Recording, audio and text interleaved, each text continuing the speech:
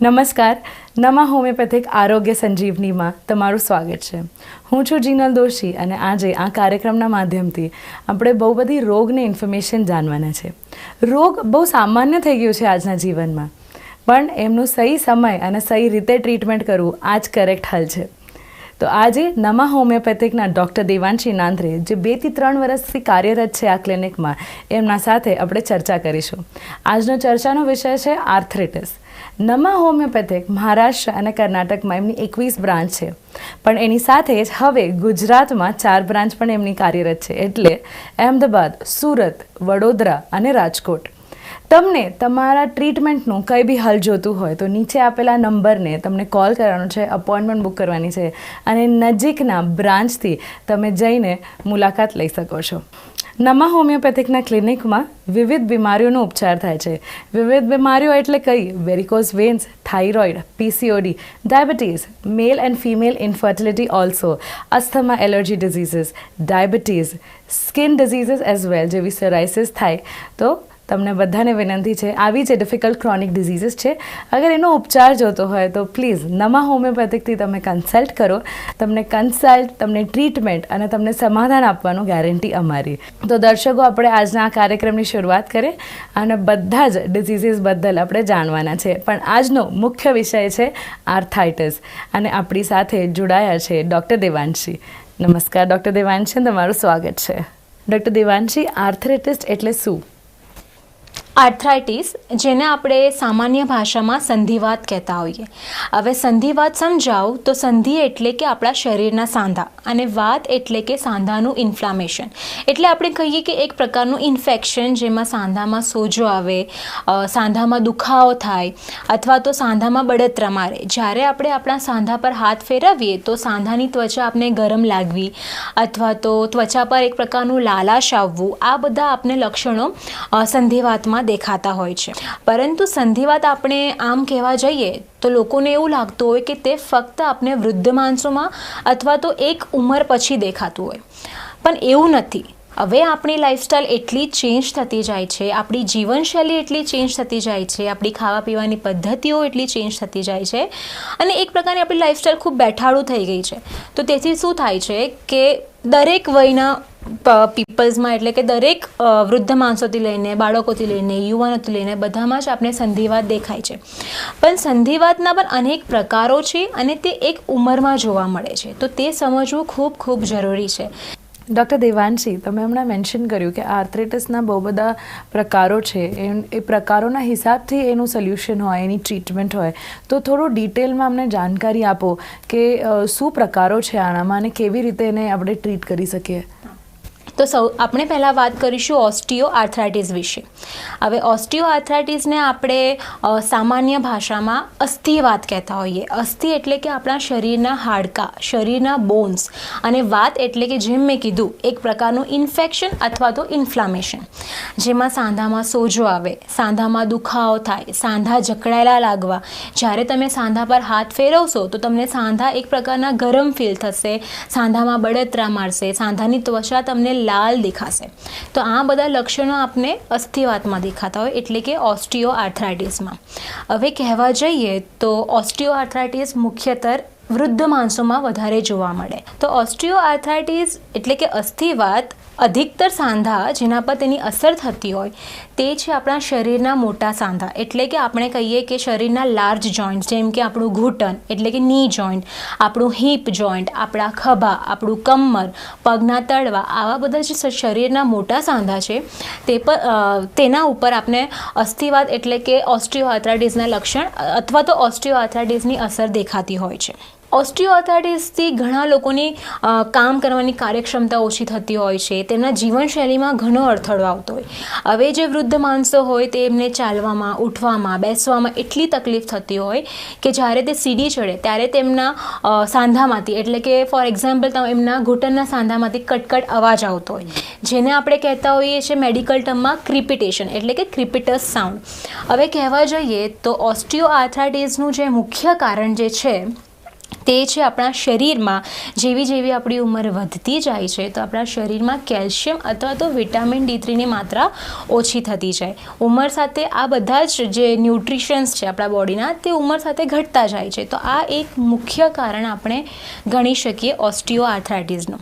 હવે સેકન્ડ મુખ્ય કારણ છે તે બધા જ બીમારીને લાગુ પડે તે છે ઓબેસિટી એટલે કે સ્થૂળતા. આપણું શરીર ભારે હોવું, વજન વધારે હોવું, તેથી શું થાય કે તમારા સાંધા એટલે કે તમારા ઘૂંટણ પર, તમારા પગના તળવા પર, તમારા કમર ઉપર એક પ્રકારનો અતિશય ભાર આવે. તો અતિશય ભાર પડવાના કારણે પણ તમારા સાંધા ડેમેજ થતા જાય. ત્રીજું કારણ છે કે વારસાગત, તમારા ફેમિલી હિસ્ટ્રીમાં તમારા માતા પિતા, દાદા દાદી કોઈને પણ જો ઓસ્ટિયો આર્થરાઇટિસ એટલે કે કોઈ પણ આર્થરાઇટિસ હશે તો તમારામાં તે આવવાના ચાન્સીસ અતિશયો છે. તમારામાં ઓસ્ટિયો આર્થરાઇટિસ અથવા તો કોઈ પણ સંધિવાત થઈ શકે એની શક્યતા હોય. અને જો ચોથી વાત કરીએ તો પોષણયુક્ત ખોરાક ના લેતા હોય, જેમાં કેલ્શિયમની માત્રા શરીરમાં વધી શકે એવા ખોરાક ના લેતા હોય, તેથી પણ સંધિવાતના પ્રકારો અનેક એટલે કે ઓસ્ટિયો આર્થરાઇટિસ થઈ શકે છે. હવે જેમ મેં તમને કીધું હતું કે બીજો જે પ્રકાર છે આપણો સંધિવાતનો તે છે રુમેટોઇડ આર્થરાઇટિસ. હવે રુમેટોઇડ આર્થરાઇટિસ જેને આપણે સામાન્ય ભાષામાં આમ વાત કહીએ.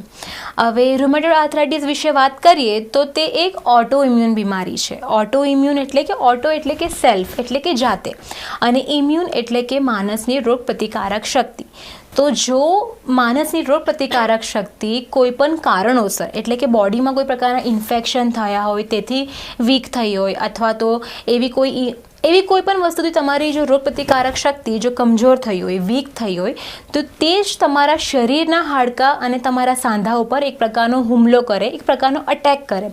તેથી તમારા સાંધાઓ નબળા પડતા જાય, સાંધામાં ડેમેજ આવવા લાગે, તમારા હાડકાં કમજોર પડતા જાય. તો તેથી આપણે રુમેટોઇડ આર્થરાઇટિસ એટલે કે આમ વાતને ઓટો ઇમ્યુન બીમારી કહીએ.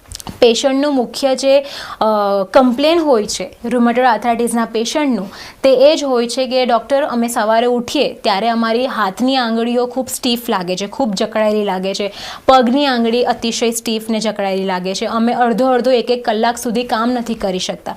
પરંતુ જ્યારે તે એક વખતનું કામ શરૂ કરે તો ફરીથી એમના સાંધા નોર્મલ ફીલ થાય.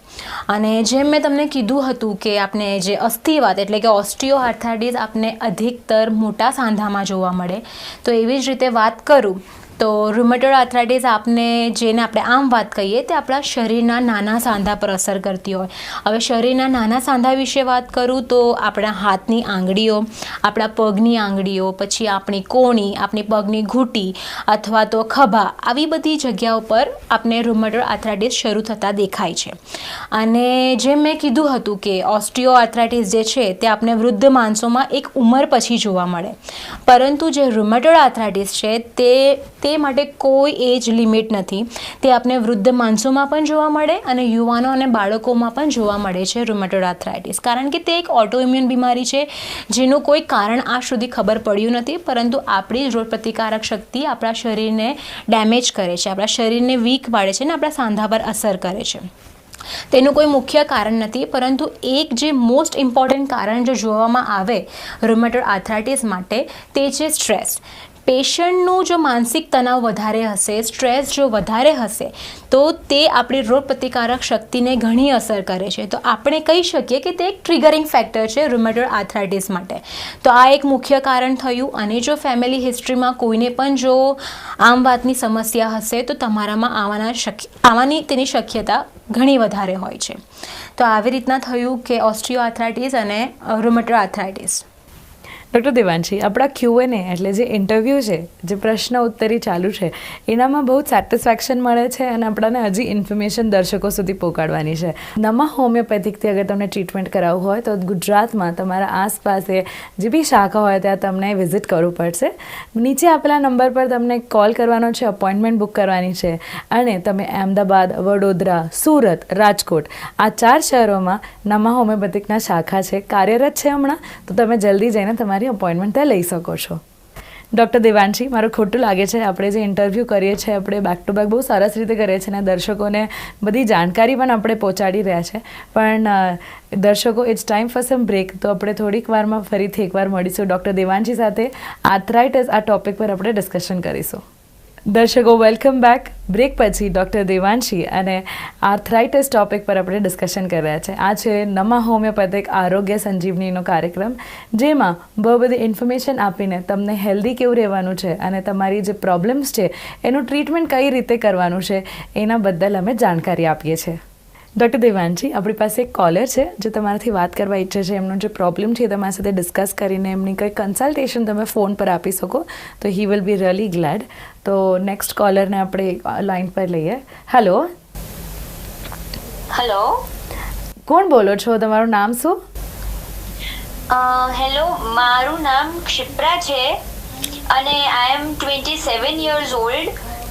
મારે થોડી હેલ્પ જોઈતી હતી ડૉક્ટરની, જો વાત થઈ શકે તો.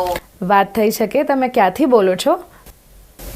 હું વડોદરાથી વાત કરું છું. તો ડૉક્ટર આપણી સાથે છે, તમે તમારી પ્રોબ્લેમ એક્સપ્લેન કરો એટલે ડૉક્ટર તમને જવાબ આપશે. ડૉક્ટર, થોડા દિવસોથી મેં એવું નોટિસ કર્યું છે, હું એક એન્જિનિયર છું અને સોફ્ટવેર કંપનીમાં કામ કરું છું, અને મેં થોડા દિવસથી એવું નોટિસ કર્યું છે કે મને મારી જે ડોકનો પાર્ટ છે, જે નેક છે, ત્યાં એ લાઇનિંગમાં મને બહુ જ પેઇન થાય છે. અને સ્પેશિયલી જ્યારે હું સવારે ઉઠું છું ત્યારે સૌથી વધારે એ પેઇન થતું હોય છે, અને પછી જેમ જેમ દિવસ પ્રોગ્રેસ થાય છે એમ એટલું બધું પેઇન નથી થતું હોતું, અને મૂવમેન્ટમાં એટલો બધો પ્રોબ્લેમ નથી થતો, પણ એ કન્ટિન્યુઅસ થોડું મોર્નિંગના સમયમાં ચાલુ રહેતું હોય છે. તો એ નેક પેઇનનું શું રીઝન હોઈ શકે એ જો તમે મને જણાવી શકો તો. શિપ્રા, તમે આઈટીમાં કામ કરો છો? હા, મારું કમ્પ્યુટર વર્ક રહે છે ફોર લાઈક 8 to 9 hours જેવું, તો હું કમ્પ્યુટર પર કામ કરતી હોઉં છું. બરાબર. તો જેમ તમે કીધું કે તમારું લાંબા સમય સુધી એક જ જગ્યા પર બેસીને કમ્પ્યુટર પર કામ કરવાનું છે, તો તમને જે નેક પેઇન થાય છે તો તે વિશે હું તમને જણાવું તો તે પણ એક આપણે આર્થરાઇટિસનો પ્રકાર કહી શકીએ, જેને અમે મેડિકલ ટર્મમાં સ્પોન્ડાઇલોસિસ કહેતા હોઈએ. પણ તે પણ જે સ્પેસિફિક કેવું તમને, તો તમને જે નેક એરિયામાં પેઇન થાય છે તો તેને અમે સર્વાઇકલ સ્પોન્ડાઇલોસિસ કહેતા હોઈએ. હવે સર્વાઇકલ સ્પોન્ડાઇલોસિસ થાય છે કેવી રીતે કે જે તમારા મણકા છે, જે તમારું કરોડસ્તંભ છે, તેને પ્રોપર સપોર્ટ કે તમારું બોડી પોસ્ચર જો બરાબર રીતે મેન્ટેન નહીં રહે, અથવા તો અમુક કારણોસર શું કહેવાય કે તમારા નેક ઉપર એક પ્રકારનું પ્રેશર આવતું હોય, કારણ કે હવેની લાઈફસ્ટાઈલ એવી થઈ ગઈ છે કે એક જ જગ્યા પર બેસીને તમે લાંબા સમય સુધી કોમ્પ્યુટર પર, લેપટોપ પર કામ કરો તો ત્યાં તમારા નેક ઉપર એક પ્રકારનું પ્રેશર આવતું હોય. તેથી થાય છે શું કે તમારા જે મણકા હોય, તમારા કરોડસ્તંભના જે મણકા હોય તેના વચ્ચે આવેલી એક પ્રકારની આપણે ડિસ્ક કહીએ, તે ડિસ્કમાં પ્રોબ્લેમ આવે અને તમારા બે મણકાની વચ્ચેની જગ્યા છે ને ધીમે ધીમે ઓછી થતી જાય, અને તમારા જે મણકા હોય તેની કિનારી પર છે ને નાની નાની કાંટાઓ જેવી છે ને એક ગ્રોથ આવી જાય, જેને અમે મેડિકલ ટર્મમાં કહેતા હોઈએ સ્પર, અથવા તો એવી કોઈ નાની નાની કાંટા જેવી કંટિકાઓ આપણે કહેતા હોય. તો તે શું કરે છે કે તમારા જે કરોડસ્તંભની આજુબાજુ નીકળતી જે નસો છે તેને એક પ્રકારનું ઇરિટેશન કરે છે, ઇરિટેટ કરે છે. તેથી તમારી ડોકના એરિયામાં, અથવા તો આપણે કહી શકીએ કે તમારા નેકના એરિયામાં ઘણો બધો દુખાવો થતો તમને જણાય છે, જેમ તમે કીધું. અને જો તેને સમયસર ટ્રીટ કરવામાં નહીં આવે તો તે તમારો દુખાવો તમારા સ્પાઇનલ કોર્ડ એટલે કે તમારા કરોડસ્તંભના નીચેના ભાગમાં પણ પસરી શકે, અથવા તો તમને ખભામાં ફ્યુચરમાં પેઇન થઈ શકે છે, નહીં તો પછી તમારા હાથમાં નમનેસ, ટિંગલિંગ એવી બધી સમસ્યાઓ પણ ફ્યુચરમાં આવી શકે જો તમે તેને સમયસર ટ્રીટ નહીં કરો તો. અને ક્યારેક થાય છે શું કે સર્વાઇકલ સ્પોન્ડાઇલોસિસ જે આપણે કહેતા હોઈએ તે એક ડીજનરેટિવ વિકાર છે અને ધીમે ધીમે વધતો એક વિકાર છે. તો તેને ટ્રીટ કરવું ખૂબ અગત્યનું છે, નહીં તો પછી તમારું બ્રેઇન છે ત્યાં પ્રોપર બ્લડ સપ્લાય નહીં પહોંચવાના કારણે અમુક પેશન્ટ્સને ડોકમાં તો દુખાવો રહેતો હોય પણ તેમને ચક્કર આવવાની સમસ્યા પણ અમને દેખાતી હોય છે. અમારા પેશન્ટ ક્લિનિકમાં આવતા હોય છે. તો હું તમને એક જ વસ્તુ સજેસ્ટ કરીશ કે જેટલું બની શકે તેટલું વહેલાં તમે ટ્રીટમેન્ટ શરૂ કરો, કે જેથી આપણે ફ્યુચરમાં આગળ થતી સમસ્યાને રોકી શકીએ. તો હોમિયોપેથીની એટલે કે નમા હોમિયોપેથીની જે નિયરેસ્ટ બ્રાન્ચ હશે તેમાં તમે વિઝિટ કરો, ત્યાં કન્સલ્ટ કરો અને પ્રોપર તમારી જે તકલીફ છે તેનું અમે નિવારણ કરી શકીએ, તે જ મારી આશા છે. Thank you very much doctor, thank you so much. Thank you so much દર્શકો તમારો સાથ આપવા માટે. ડૉક્ટર દેવાંશી, તમે બહુ સરસ રીતે આપણા દર્શકોને એક્સપ્લેન કરો છો કે આર્થરાઇટિસના કેટલા પેટર્ન્સ છે, કેટલા પ્રકાર છે. પણ હવે એ જ પ્રકારોથી મારો આગળનો ક્વેશ્ચન આવે છે કે આ જે અલગ અલગ પ્રકાર છે એ અગર કોઈકને થાય, આર્થરાઇટિસ થાય, તો એ લોકોનું ક્યું પ્રિવેન્ટ કરે, કાળજી કેવી લેવાની, કેર કેવી લેવાની, અને આ આગળ બહુ વધે નહીં અને સિરિયસ ના થાય એની માટે આપણે શું કરી શકીએ છીએ? તમે બહુ સરસ પ્રશ્ન પૂછ્યો કે આપણે સંધિવાત એના જે પ્રકાર આપણે ચર્ચા કરી તેને આપણે કઈ રીતે પ્રિવેન્ટ કરી શકીએ. તો જેમ મેં કીધું હતું કે આપણે ઓસ્ટિયોઆર્થરાઇટિસ એટલે કે અસ્થિવાતનું મુખ્ય કારણ છે કે કેલ્શિયમ અથવા તો વિટામિન D3ની માત્રા ઓછી થતી જાય છે. જેવું જેવું આપણી ઉંમર વધે, જેવા વૃદ્ધ માણસોમાં તેની શું કહેવાય કે કેલ્શિયમ અથવા તો વિટામિન D3ની માત્રા ઘણી ઓછી જોવા મળે છે, એકદમ પોઈન્ટ પર કે લિમિટ પર જોવા મળે છે. તો આપણે એવા ખોરાક લેવા જોઈએ કે જેથી આપણી કેલ્શિયમ અને વિટામિન D3ની માત્રા મેન્ટેન રહે. નહીં તો ક્યારેક શું કહેવાય કે ડૉક્ટર સજેસ્ટ કરતા હોય કે એવા કોઈ સપ્લિમેન્ટ્સ લો બહારથી કે જેથી તમારા હાડકાં એક પ્રકારના સ્ટ્રોંગ રહે, જેથી તમારા સાંધા સારા રહે. પછી પ્રોપર શું કહેવાય કે વધારે સમય સુધી તમે ચાલતા હશો, જેથી તમને ડૉક્ટર કહેતા હોય કે તમારી ગાદી ઘસાઈ ગઈ છે, તમારા સાંધામાં એક પ્રકારનો ઘસારો આવ્યો છે, તો વધારે ચાલવું ટાળશો. કારણ કે એક ઉંમર પછી જો વધારે તમારા સાંધાને એક પ્રકારનું ટેન્શન ત્યાં નિર્માણ થાય, ત્યાં સાંધા પર જો વધારે પડતો દબાણ આવતો હોય, જેથી તમારા સાંધા ઘસાતા હોય, તો થોડુંક રેસ્ટ લેવું, ચાલવું ઓછું કરવું, વધારે સમય સુધી લાંબા સમય સુધી જો ઊભા રહેતા હશો તો થોડોક રેસ્ટ લઈ આરામ લઈને કામ કરવું. તો એવા અનેક શું કહેવાય કે પ્રિવેન્ટિવ સ્ટેપ્સ છે જેથી આપણે સંધિવાતને પ્રિવેન્ટ તો કરી શકીએ.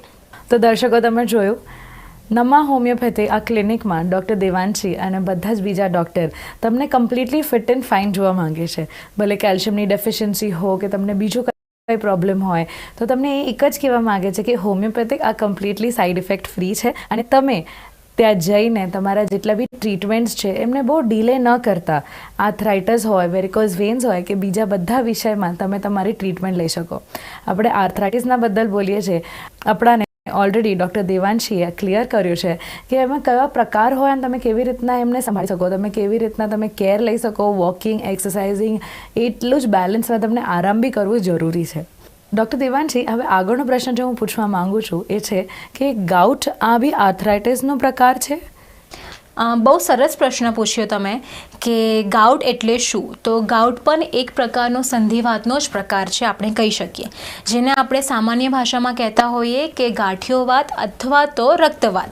હવે ગાઉટમાં થાય છે શું કે આપણા સાંધા પર જે સોજાનો જે હુમલો હોય તે ફરી થયા કરતો હોય છે, અને તે સોજો એવો હોય કે એકદમ આપણો સાંધો ગરમ લાગવો અથવા તો કુમળો અથવા તો એકદમ બળતરા મારવાવાળો સોજો હોય છે ગાઉટમાં.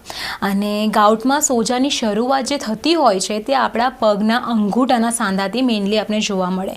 કારણ કે પગના અંગૂઠાથી તે સ્ટાર્ટ થતું હોય, તેથી ત્યાંની જે ત્વચા હોય તે એકદમ ગરમ ફીલ થાય પેશન્ટને. જ્યારે તે હાથ ફેરવે ત્યારે એમની ત્વચા એકદમ હોટ એટલે કે થોડી હીટ, વોર્મ ફીલ થતું હોય ત્યાં પેશન્ટને. અથવા તો જ્યારે તમે હાથ ફેરવો ત્યારે તમને એક પ્રકારનો દુખાવો જણાતો હોય, આપણો અંગૂઠો એકદમ લાલ, એકદમ મોટો સોજો આવી ગયો હોય અંગૂઠા પર. અને જો આપણે વાત કરીએ કે ગાઉટ થાય છે કઈ રીતે, તો ગાઉટમાં મુખ્ય એક જ રીઝન છે કે તમારા લોહીમાં યુરિક એસિડનું પ્રમાણ ઘણું વધી જવું. હવે યુરિક એસિડનું પ્રમાણ કઈ રીતે વધે છે તે સમજવું ખૂબ જરૂરી છે. તો યુરિક એસિડનું પ્રમાણ અનેક કારણોથી વધી શકે, જેમ કે જે માંસાહાર લોકો હોય તે નોનવેજનું ઘણું સેવન કરતા હોય, અથવા તો સી ફૂડ એટલે કે જે દરિયાઈ જીવ હોય, ફિશ અથવા તો એવા બધા પદાર્થ વધારે સેવન કરતા હોય, તેથી પણ તમારા શરીરમાં યુરિક એસિડનું પ્રમાણ વધી શકે છે. હવે થાય છે શું કે એવા બધા પદાર્થો લેવાથી તમારા જે શરીરમાં પ્યુરિન નામનું જે પ્રોટીન હોય તે યુરિક એસિડમાં કન્વર્ટ થતું હોય, અને ત્યાં જઈને પછી તમારા શરીરમાં એટલે કે તમારા બ્લડમાં યુરિક એસિડની માત્રા ઘણી પ્રમાણમાં વધે. અને જ્યારે તે યુરિક એસિડની માત્રા એક લિમિટ પછી જો ઘણી લોહીમાં વધતી જાય તો તે તેના નાના કણ બનાવે એટલે કે ક્રિસ્ટલ બનાવે.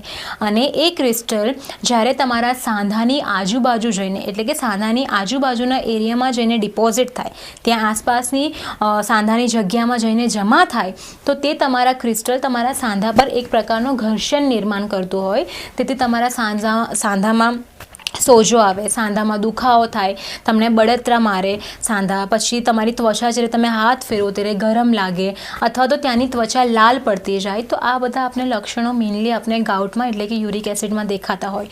તો દર્શકો, આનાથી આપણાને એક વાત ખબર પડે, અગર તમારા જોઈન્ટ્સમાં, તમારા સાંધામાં તમને પેઇન હોય તો તમારે બધાથી પહેલાં એકવાર કન્સલ્ટ લઈને તમારે એકવાર એક્ઝામિન અને ડાયગ્નોસ કરવા બહુ જરૂરી છે, તાકી તમને ખબર પડે. કેમ કે હવે આ એજ ફેક્ટર નથી રહ્યું, હવે આ યંગથી લઈને એલ્ડરલી બધાને જ આ પ્રોબ્લેમ થાય છે.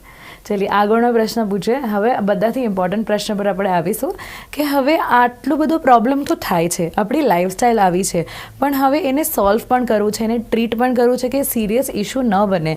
તો નમાં હોમિયોપેથી પર આપણાને આના પર શું ટ્રીટમેન્ટ આપવામાં આવે છે? નમાં હોમિયોપેથીમાં અમે જે માધ્યમ થ્રુ ટ્રીટમેન્ટ કરતા હોઈએ, તો હોમિયોપેથીમાં અમે જે માધ્યમ થ્રુ ટ્રીટમેન્ટ કરીએ છીએ પ્રોપર હોલિસ્ટિક અપ્રોચથી ટ્રીટમેન્ટ કરતા હોઈએ. તો અમે જે ફોર્મ્યુલા બનાવ્યો છે કે ઇમ્યુનોજેનિક માયાઝમેટિક 6th જનરેશન. ઇમ્યુનોજેનિક એટલે શું કે માણસની રોગ પ્રતિકારક શક્તિ. જો માણસની રોગ પ્રતિકારક શક્તિ સારી હશે તો કોઈ પણ બીમારી હશે, નોટ ઓન્લી આર્થરાઇટિસ પણ કેટલો પણ ઊંડો રોગ હશે તે ઝડપથી સારો થશે. તો આપણી ટ્રીટમેન્ટનું મુખ્ય એમ, જે ગોલ જે છે તે માણસની ઇમ્યુનિટીને વધારવાનું, એટલે કે તેની રોગ પ્રતિકારક શક્તિને સારી કરવી, વધારવી, સ્ટ્રોંગ કરવી, જેથી કોઈ પણ બીમારી સાથે તે સારી રીતે લડી શકે. ને આપણે જેમ જોયું હતું કે આમ વાતમાં તો આપણી ઇમ્યુનિટી જ લો થાય છે, તેથી જ આપણા સાંધા પર એક પ્રકારનો અટેક કરે છે આપણી પોતાની રોગ પ્રતિકારક શક્તિ. So immunity is a main factor. હવે જીનેટિક એટલે શું કે જેમ મેં કીધું કે તમને અમુક બીમારીઓ જે છે તે તમને વારસાગત મળી હોય, ફેમિલીથી મળી હોય, એટલે કે તમારા માતા પિતા, ભાઈ બહેન અથવા તો દાદા દાદી કોઈને પણ જો બીમારી હોય તો તમારા જીનેટિકમાં એવા ચેન્જીસ થયા હોય કે તે તમારા ફેમિલીથી તમારામાં આવતું હોય ને આગળ વધતું જાય જનરેશન ટુ જનરેશન. તો તમારી મેડિસિન, તમારી ટ્રીટમેન્ટ એવી હોવી જોઈએ કે જે તમારા જીનેટિક લેવલ પર કામ કરે, ત્યાં સુધી તમારી મેડિસિનની અસર હોવી જોઈએ. એટલા માટે કહેવાય છે જીનેટિક. હવે માયાઝમેટિક એટલે શું કે જેમ મેં કીધું હતું કે દરેક માણસ અલગ છે, તેમાં બીમારી થવાના કારણો અલગ છે, દરેક માણસનો સ્વભાવ અલગ છે, તેમની લાઈફસ્ટાઈલ અલગ છે, તેમની ખાવા પીવાની પદ્ધતિઓ અલગ છે, તેમનો માનસિક તાણ તણાવ અલગ હોય છે. તેથી તમારી મેડિસિન એવી હોવી જોઈએ કે જે આ બધા જ ફેક્ટર્સને કવર કરતી હોય. એટલા માટે કહેવાય છે કે માયાઝમેટિક. હવે 6th જનરેશન સમજાવ તો પહેલાં આ બધી બીમારીઓ એટલી પ્રખ્યાત નહોતી, પરંતુ હવે આ બીમારીઓ તમને વૃદ્ધ માણસોથી લઈને યુવાનોથી લઈને બાળકો બધામાં જ દેખાય છે. તો હવે કોઈ બીમારીની એવી એજ લિમિટ નથી રહી, તે બધા જ બાળકોથી લઈને યુવાનોથી લઈને બધામાં જ થતી દેખાય છે. તો આપણી મેડિસિન એવી હોવી જોઈએ કે તે આ બધા જ એજ ગ્રુપ પર ઇક્વલી અફેક્ટ કરે અને સારી રીતે આપણે ટ્રીટ કરી શકીએ.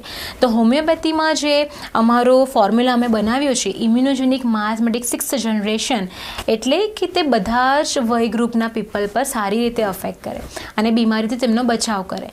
અને એક વસ્તુ જે સારી છે હોમિયોપેથિક મેડિસિનની તે છે કે તેમાં કોઈ પ્રકારના કેમિકલ્સ યુઝ નથી થતા, કોઈ પ્રકારના સ્ટીરોઇડ્સ અમે યુઝ નથી કરતા અને તે એકદમ સાઇડ ઇફેક્ટ્સ ફ્રી છે. તો આપણે બીમારીને આગળ વધતા રોકી શકીએ. હવે આપણે જેમ જોયું કે સંધિવાતમાં થાય છે શું કે જો ટ્રીટમેન્ટ લેવામાં નહીં આવે તો આપણા હાડકામાં, આપણા સાંધામાં એક પ્રકારની વિકૃતિ પેદા થાય, જેથી આપણા હાડકાં વળવા લાગે, આપણી હાથની આંગળીઓ વળવા લાગે, આપણા પગ વળવા લાગે. તો આવી બધી સમસ્યા, કોમ્પ્લિકેશન્સ જે થતા હોય છે તેને રોકવું હશે તો પ્રોપર હોમિયોપેથિક ટ્રીટમેન્ટ લેવી ખૂબ ખૂબ જરૂરી છે. બહુ સરસ ડૉક્ટર દેવાંશી, આટલી બધી ઇન્ફોર્મેશન આપ્યા બદલ ખૂબ ખૂબ ધન્યવાદ. દર્શકો, શો સમાપ્તિનો સમય આવે છે.